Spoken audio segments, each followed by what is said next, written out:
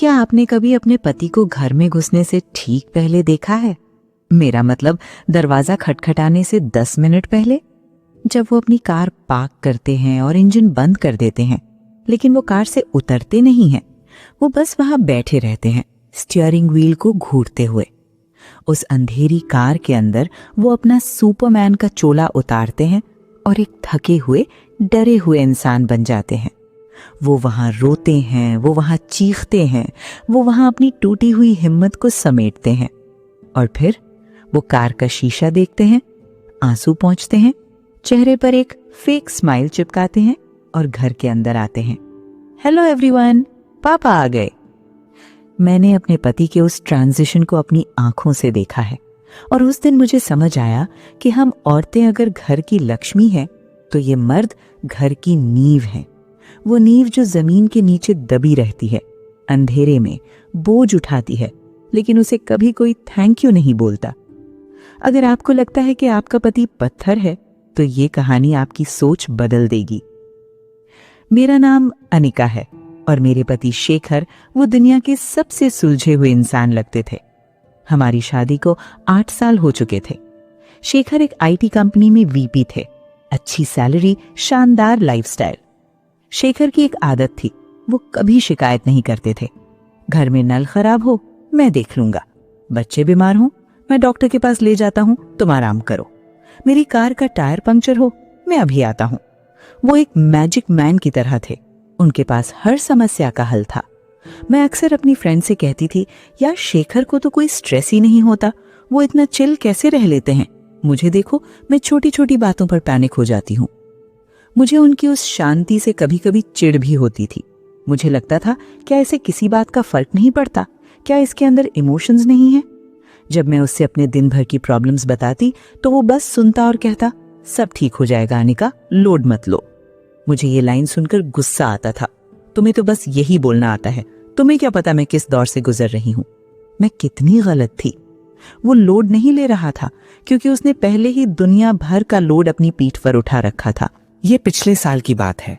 मंदी की खबरें हर जगह थीं, लेकिन शेखर ने घर पर इसका असर महसूस नहीं होने दिया।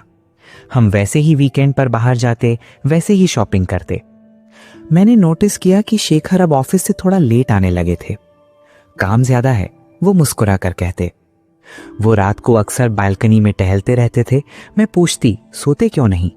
तो कहते, बस नींद नहीं आ रही, तुम सो जाओ। मेरा ध्यान अपनी दुनिया में था। मुझे बच्चों के स्कूल, अपनी किटी पार्टी और घर के रेनोवेशन की पड़ी थी। मैंने शेखर से कहा, शेखर, दिवाली आ रही है, इस बार हमें घर का पेंट बदलवाना चाहिए और वो लिविंग रूम वाला सोफा भी पुराना हो गया है। शेखर ने एक पल के लिए अपनी चाय का कप नीचे रखा। उनकी आंखों में एक अजीब सी परछाई गुजरी। अनिका, क्या ये सोफा 6 महीने और नहीं चल सकता? उन्होंने धीमे से पूछा। मैं भड़क गई। कमाल है, लाखों का पैकेज है तुम्हारा और तुम एक सोफे के लिए चिक चिक कर रहे हो। कंजूस होते जा रहे हो तुम। शेखर ने कुछ नहीं कहा। उन्होंने बस गहरी सांस ली और अपनी वही सिग्नेचर स्माइल दी। ठीक है बाबा, तुम पसंद कर लो, कल ऑर्डर कर देंगे। मैं खुश हो गई। ये हुई ना बात। मुझे नहीं पता था कि उस हाँ के लिए उसने क्या खोया था। एक शाम शेखर ने फोन किया कि वो घर आ रहे हैं। मैं मार्केट से वापस आ रही थी। जब मैं अपनी बिल्डिंग की पार्किंग में पहुंची तो मैंने देखा शेखर की कार उनके स्लॉट में खड़ी थी। मतलब वो आ चुके थे। मैं अपनी कार पार्क करके उनकी कार की तरफ बढ़ी, उन्हें सरप्राइज देने के लिए। कार स्टार्ट थी, एसी चल रहा था, शीशे चढ़े हुए थे। मैं जैसे ही कार के पास पहुंची और नॉक करने के लिए हाथ उठाया, मेरा हाथ हवा में ही जम गया। अंदर की लाइट जल रही थी। शेखर, मेरा मजबूत शेखर, स्टीयरिंग व्हील पर सिर रखे बैठा था और वो कांप रहा था। मैंने उसे कभी रोते हुए नहीं देखा था, कभी नहीं। लेकिन उस दिन वो किसी बच्चे की तरह बिलख रहा था। वो अपने हाथों से अपना सिर पीट रहा था। वो कुछ बोल रहा था, चिल्ला रहा था, लेकिन बंद शीशों की वजह से मुझे आवाज नहीं आ रही थी। वो अपनी टाई खींच रहा था जैसे उसका दम घुट रहा हो। वो मंजर देखकर मेरा दिल मुंह को आ गया। क्या करूं? दरवाजा खोलूं या भाग जाऊं? मैं बस एक पिलर के पीछे छिप गई और देखती रही। अगले 5 मिनट तक वो वैसे ही रोता रहा, उसने अपनी जेब से एक नैपकिन निकाला, अपना चेहरा पोंछा। फिर उसने डैशबोर्ड के ऊपर वाले शीशे, रियर व्यू मिरर को अपनी तरफ घुमाया। उसने अपनी आंखों में आई लालिमा को चेक किया। उसने पानी की बोतल से मुंह धोया। फिर उसने अपनी शर्ट ठीक की, बालों में हाथ फेरा और फिर उसने अपने चेहरे पर वो मुस्कान पहनी, वो झूठी मुस्कान जो वो रोज घर लेकर आता था। उसने एक लंबी सांस ली, कार बंद की और बाहर निकला। जैसे ही वो बाहर निकला उसकी चाल बदल गई, कंधे सीधे हो गए, चेहरा खिल गया। वो लिफ्ट की तरफ बढ़ा सीटी बजाते हुए, जैसे अभी अभी वो दुनिया का सबसे खुश इंसान हो। मैं वहां खड़ी थी सुन्न। जिस आदमी को मैंने अभी टूटते हुए देखा था वो ऊपर मेरे बच्चों के साथ खेलने जा रहा था, बिना उन्हें अपनी एक भी खरोंच दिखाए। मैं 15 मिनट बाद ऊपर गई। घर का नजारा बिल्कुल सामान्य था। शेखर बच्चों के साथ लूडो खेल रहा था। अरे मम्मा आ गई, बच्चे चिल्लाए। शेखर ने मेरी तरफ देखा और मुस्कुराया। आ गई मैडम, सोफा फाइनल किया या नहीं? उसकी वो बात सुनकर मेरा सब्र का बांध टूट गया। मैंने बच्चों को कमरे में भेजा, जाओ होमवर्क करो। हॉल में सिर्फ मैं और शेखर थे। क्या हुआ अनिका, मूड खराब है? उसने पूछा। मैं उसके पास गई और बिना कुछ कहे उसका हाथ पकड़ लिया। कार में क्या हुआ था शेखर? मैंने पूछा। उसकी मुस्कान गायब हो गई। क्या? कौन सी कार? मैंने तुम्हें देखा शेखर, पार्किंग में, अभी 20 मिनट पहले। उसका चेहरा सफेद पड़ गया, जैसे किसी ने उसकी चोरी पकड़ ली हो। वो अपनी नजरें चुराने लगा। अरे कुछ नहीं, वो बस सिर में दर्द था और एक क्लाइंट ने दिमाग खराब। झूठ मत बोलो। मैं चिल्लाई नहीं, मैं रो पड़ी। कब तक झूठ बोलोगे? कब तक ये मैं ठीक हूं का नाटक करोगे? क्या मैं सिर्फ सोफा खरीदने के लिए हूं? क्या मैं तुम्हारा दर्द बांटने के लायक नहीं हूं? शेखर चुप हो गया।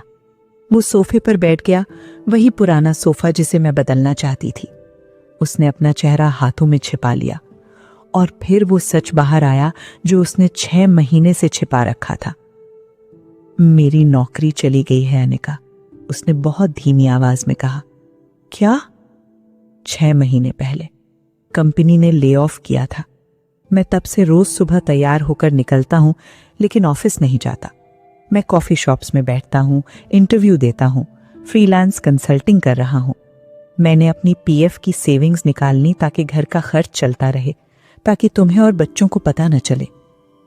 तुमने बताया क्यों नहीं? मैं उसके पैरों के पास बैठ गई। कैसे बताता? उसने मेरी आंखों में देखा। उसकी आंखों में एक डर था। अनिका, मैं एक मर्द हूं। मुझे बचपन से सिखाया गया है कि मेरा काम है प्रोवाइड करना। अगर मैं कमा नहीं सकता तो मैं किस काम का पति, किस काम का पिता? मुझे डर था कि अगर तुम्हें पता चला कि मैं फेल हो गया हूं तो शायद तुम्हारी नजरों में मेरी इज्जत कम हो जाएगी। और वो सोफा? मैंने पूछा।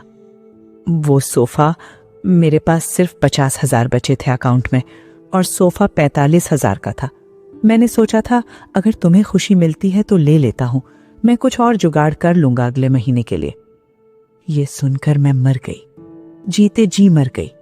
ये आदमी अपने आखिरी पैसे मेरे सोफे पर खर्च करने को तैयार था, जबकि इसके पास अपनी अगली कॉफी के पैसे नहीं थे, सिर्फ इसलिए कि मुझे कमी महसूस ना हो।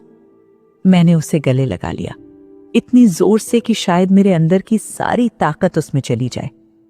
भाड़ में गया सोफा शेखर, भाड़ में गई दुनिया। तुम हो तो सब है। अगर तुम टूट जाओगे तो ये घर महलों का होकर भी खंडर है। उस रात हमने बहुत बातें की, वो सारी बातें जो 8 साल में नहीं हुई थी। उसने बताया कि उसे भी डर लगता है, उसे भी घबराहट होती है, उसे भी कभी कभी मन करता है कि सब छोड़कर भाग जाए। उस दिन मुझे समझ आया कि हम औरतें शारीरिक और भावनात्मक काम करती हैं जो दिखता है, लेकिन मर्द एक मानसिक युद्ध लड़ते हैं जो किसी को नहीं दिखता।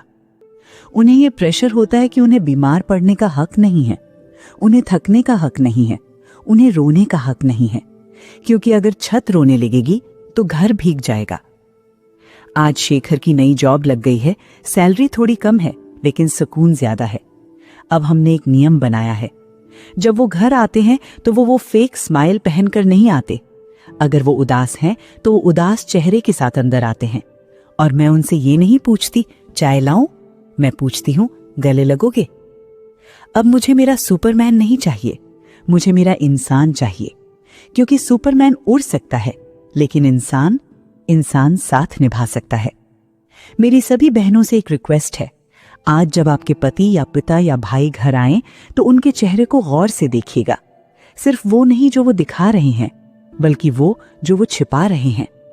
हो सके तो आज उनसे पूछिए, क्या तुम ठीक हो सच में? शायद वो पहली बार में न बताएं, शायद वो हंसकर टाल दें, लेकिन अगर आप उनका हाथ थाम कर कहेंगी मैं हूं ना, हम सब संभाल लेंगे, तो यकीन मानिए वो 10 मिनट जो वो कार में अकेले बिताते हैं, वो 10 मिनट वो आपके साथ बिताना पसंद करेंगे। मर्द को दर्द होता है दोस्तों, बस वो उस दर्द को जाहिर करने के लिए एक सुरक्षित कंधे का इंतजार करता है। वो कंधा बनिए। चैनल को सब्सक्राइब करें और इस कहानी को उस मजबूत आदमी के साथ शेयर करें जिसे आप जानते हैं। नमस्ते।